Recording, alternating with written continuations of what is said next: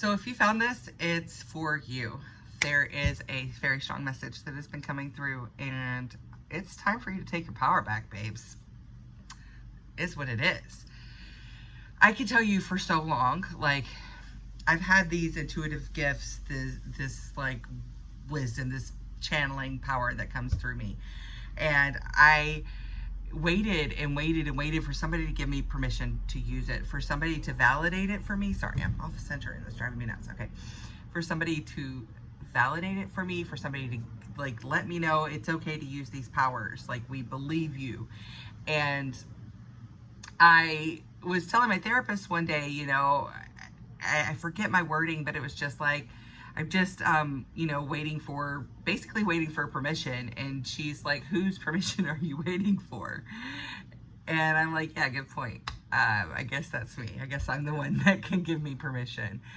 And this isn't just about like using your psychic power, your metaphysical powers, your energetic power, whatever. This is owning your power. And that's one thing I learned. I had the best experience with employer once. This was way back before I moved to Maui in my early 20s, and I was in a mess. I had racked up my credit cards, and just, it was a mess, and it was everybody's fault but mine. I could very easily find a way to blame it on everyone around me. And Justin Morrison, I always want to give him credit because I'm so grateful for him. It was this company I worked for called Kid Chess, where we taught chess to kids in an after school program. And I was just not accountable for anything in my life. It was all victim, victim, victim, victim, victim. And one day he cared enough about me. For one, he arranged a favor with me with his financial advisor to help me get out of the mess that I was in, but also gave me this book called The Road Less Traveled. And he's like, just, even if you don't read the whole book, go to chapter 7. So I'm going to just give that back to you guys. Read the book. And if you don't read the whole book, go to chapter 7. And it was talking about accountability. And that was the first time I had really seen it framed as something that belongs to me. Understanding that the path less traveled is that of the person who takes responsibility for themselves and for their lives.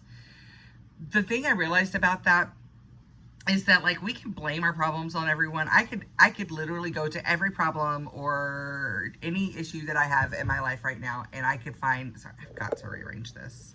It's driving me mad, more so than my hair. And I could find somebody to blame everything in my life on if I wanted.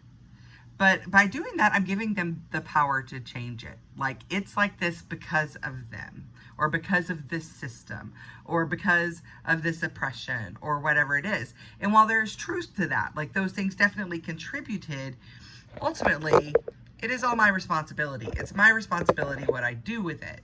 And life gives us all our hand. We are dealt a hand, and then it's up to us how we play that hand, right? We can alchemize it, we can transform ourselves, we can transmute these things into more powerful things, but most of all, just taking responsibility for them takes your power back.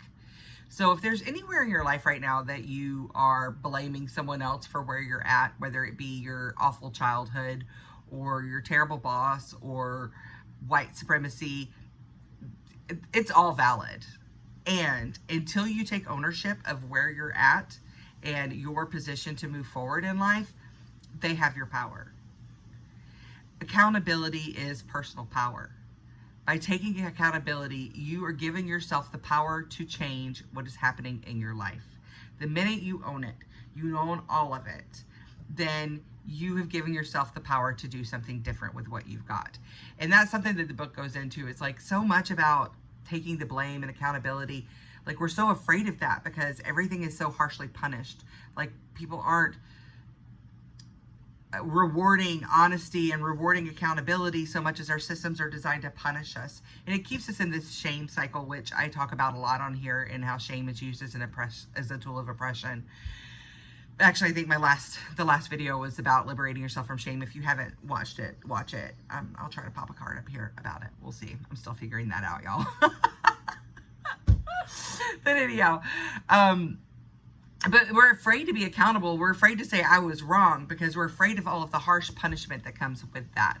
But one thing that I've learned is, for one, a lot of people aren't expecting it. So when you take accountability for things and you own it, they're not necessarily gonna, like, they're not waiting to just pounce on you and punish you.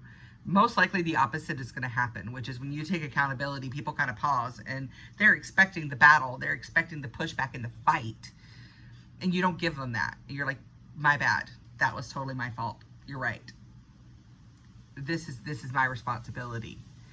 Then it kind of takes the gas out of their fire, right? It takes the wind out of their sail. That's the word I was looking for.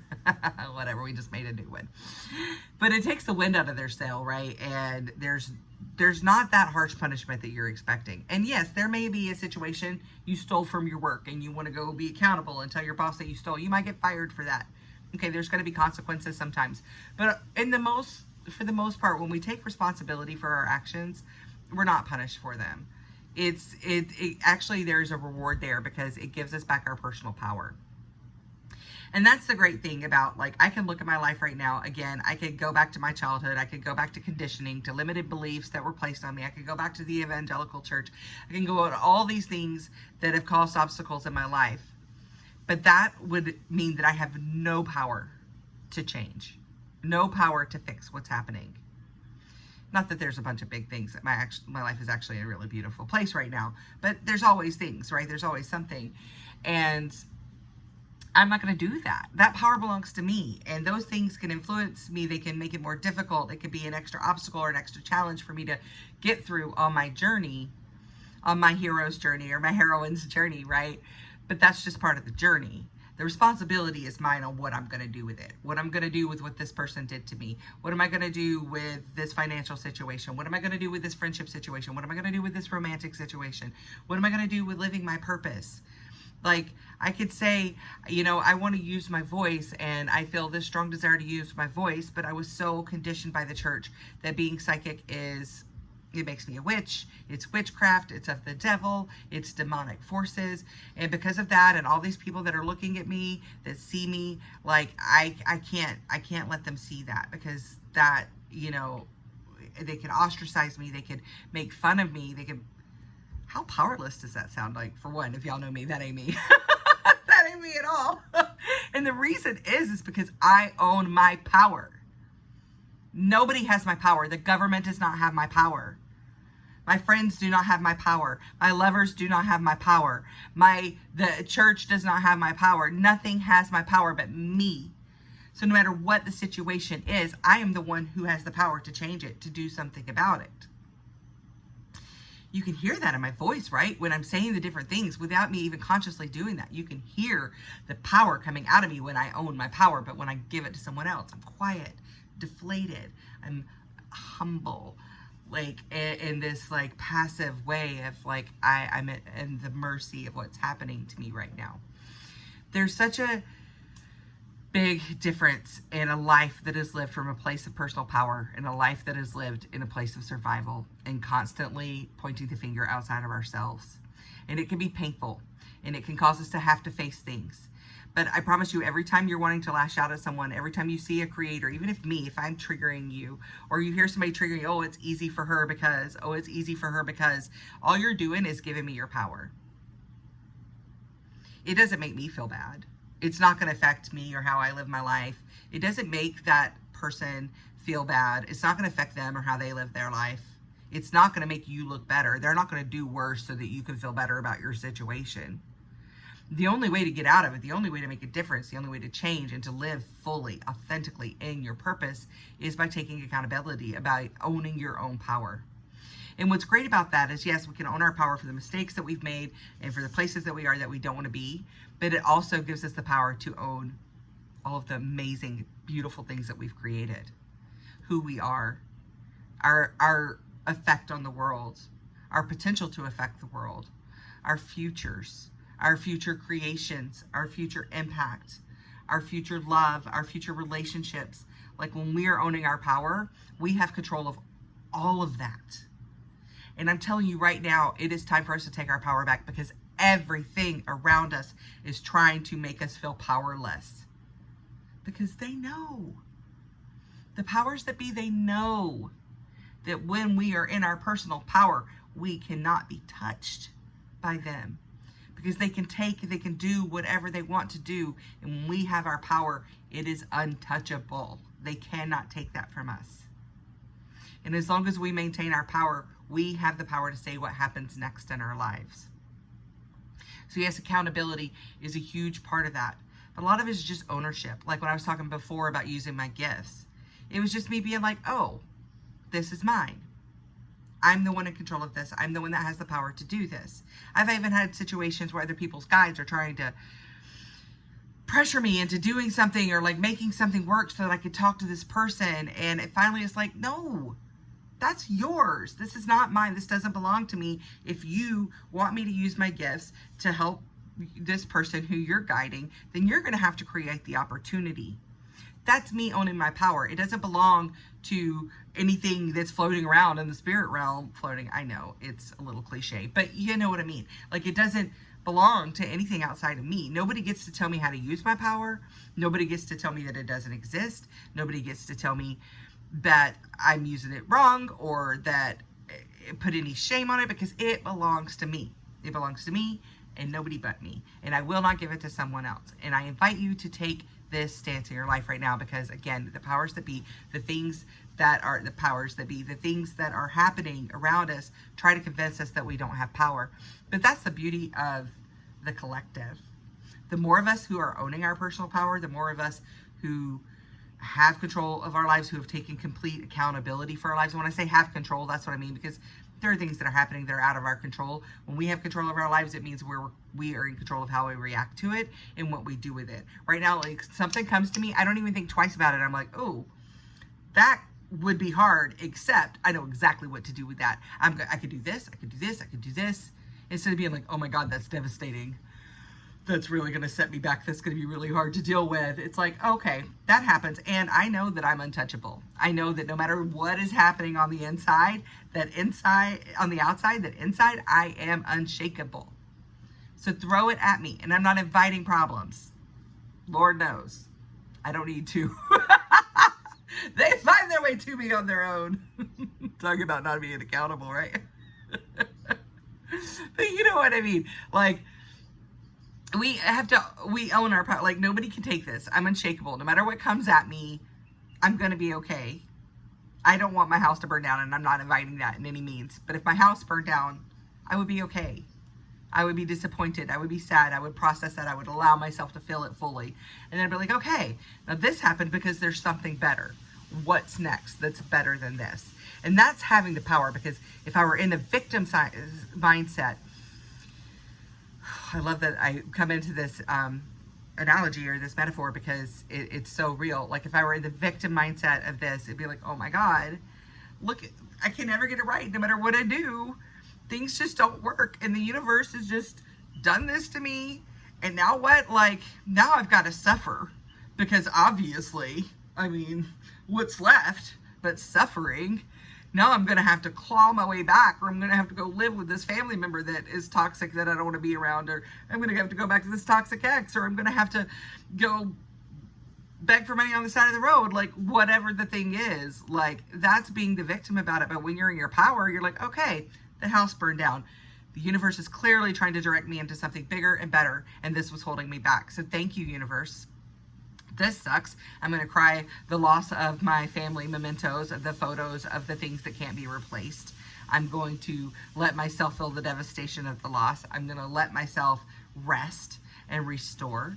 And then when I'm rested, I'm going to get back up, and I'm going to look for this bigger, better thing, because there has to be something bigger, better. It's always this or something better. If this didn't work, it's because there's something better. And that's what happens when you're in a place of personal power, because when you are a victim, then it's always this happened because I'm bad, because I'm wrong, because I'm being punished, because the world is unfair. But when you have your power, it's this happened because it's this or something better. And sometimes I'm so strong and I'm so powerful that things can't just be ripped away from me easily. It has to be burned down by outside forces for me to be like, oh, time to move on. Time for something bigger and better. Again, not inviting for my house to burn down. I love where I'm at, and I wouldn't want that to happen for my landlord either. But the point is like, when you own your power, you're unshakable. And your power increases. It increases and increases. The more you own it, the more you say, this is mine, this is who I am, the bigger and brighter it gets. And that's what's happening with me. The more I've stopped asking for permission to be psychic, the more I've stopped asking permission to share these downloads that are coming through me, and then I just do it. The more it comes through, the more I'm trusted with, the more powerful I feel. I mean, literally, I meet people now and they'll, like, without me saying anything fancy or wise, just me, like, shooting the shit, just me being me, rolling up my yoga mat after breath work, whatever. And people will, like, whoa, you are so powerful. Or people like mana is your life force energy, right? People, gosh, she's got a really strong mana, or you have a really strong mana. It's because I'm accountable. The good, bad, and the ugly. I take responsibility for all of it. That doesn't make me weak. It makes me strong enough to be able to acknowledge that I don't always get it right. It makes me human enough to acknowledge that I'm okay with being human and that I make mistakes sometimes. It gives me the power to create change in a situation. If someone is telling me that I'm hurting them by doing something, I can either project it back onto them or convince them all the reasons of why it's not wrong and they just need to get over it, or I can listen. I can change that behavior and have the power to transform that relationship. Now, if I do my part and then that person isn't doing their part, okay, then that's great information. But if there's a place where I can be accountable and I can own my power to change or to evolve a situation, I'm going to do it, because that's what makes me powerful.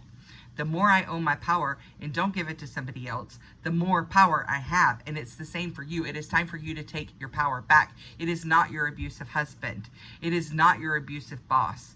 It is not your horrible childhood's fault. All of that may have contributed to where you're at now, but you, and there's a reason these words are coming through my mouth, because I was not planning on this, but you are the only person who can take your power back. You are the only person with the power to change it. It's yours. You can only give it away. It cannot be taken from you. But you can always, always take it back. You can always take it back. You could be chained up in a basement, and if you are, you're not listening to this, but you could be chained up in a basement, being held prisoner, and you still have the power of what's happening in your internal world. You may not have power of what's happening to your body or what's happening in that situation in that moment, but you have the power over whether or not you let it destroy you. There are people who are sitting, and a dear friend of mine manages the Last Prisoner Project. It's a nonprofit for helping people who are in prison for nonviolent cannabis crimes. And there are people who are literally serving life sentences for $20 worth of cannabis. They have no violent record at all, just $20 worth of cannabis, and they're spending their life in prison.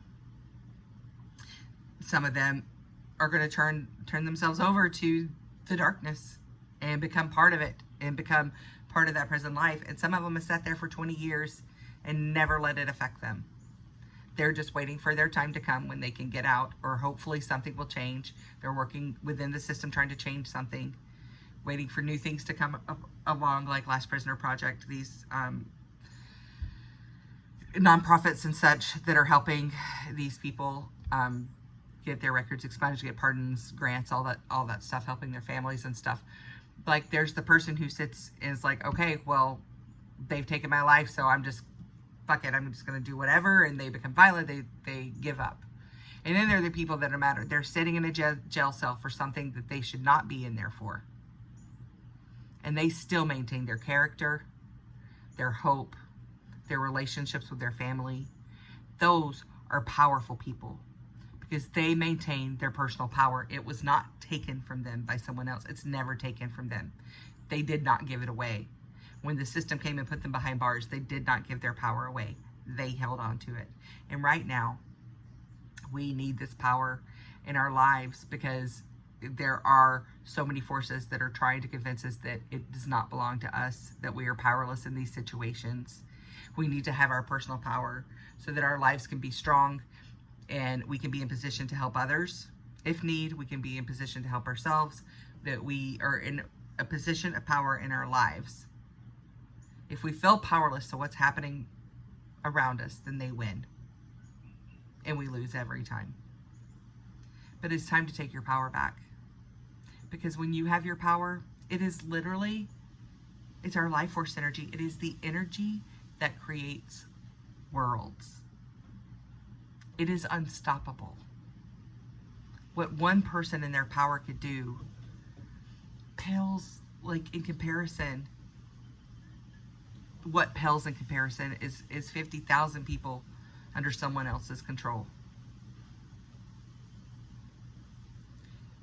You have to take your power back from whatever situation you're in, that you're feeling helpless to, that you're feeling victimized by. You have to take your power back. It is time. Because you are here for a reason. You are here because you are a highly feeling person. You are here because you have gifts, because your higher self is leading you to a place where you can make a greater impact on the planet, on the world, on yourself. You are here for a reason. This message has found you for a reason. It is time to take your power back. I want you to do an evaluation of your life anywhere that you feel that you are a victim, that you are being held back, that you are being hurt, you're being harmed in any way. And I want you to write it down and look at it and find your way to your own power in that situation. Take the power away from the oppressor and give it back to yourself in that situation. And I guarantee you this one exercise will change your entire life. Because once you start walking around with your power, people trust it. Opportunities will magnetize to you. The right people will magnetize to you because they've been looking for that.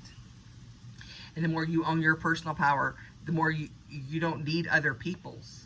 People will try to apologize to me for things, and they try to stay close to me, and they like want to people please me, and I appreciate the sentiment, but as a recovering people pleaser, I'm like, oh, no need.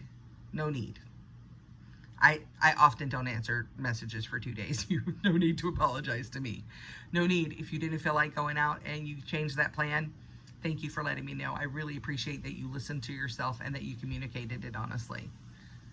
Like, I'm not going to accept somebody else's power. That's yours, babe. Hold on to it. That's the reason you're in my orbit, because we are powerful mother effers and we are here to make an impact. So let's find the little drainage ways. Is it scrolling, doom scrolling on social media? Are we giving our power to the threads, to the feeds? Are we giving our power to other readers, to tarot readers, to psychics? Which is fine if you want to use those, but if you're giving your power to them, if you're looking to them for your answers, for me, I love to read, get tarot. Anytime somebody's doing a tarot reading, I want to support them, and I'm like, yeah, let's do it. Or any kind of psychic reader, anything like that. I don't need to believe in them, whatever. I just pay them and we'll see what happens. But for me, it's always about validation. It's like confirmation of what I already know. I'm not looking for them for answers. I'm looking for them to confirm what I already know, because that feels good and it's helpful, right? It just gives you that extra boost. But if you're going to these people looking for something outside of yourself, if you're giving your power to others, then you're never going to have the power to do what you need to do for yourself and in your life. So this is my invitation to you to take your power back. As always, I've created a meditation. Put it right here. Feel free to sit with that and get your power back. And I really want to hear from you in the comments. I really want to hear about the ways that you're taking your power back. I love to hear from you guys. I love it when you reach out. It feels so good. Thank you for being here. Take your power back, babes. You got this. Aloha.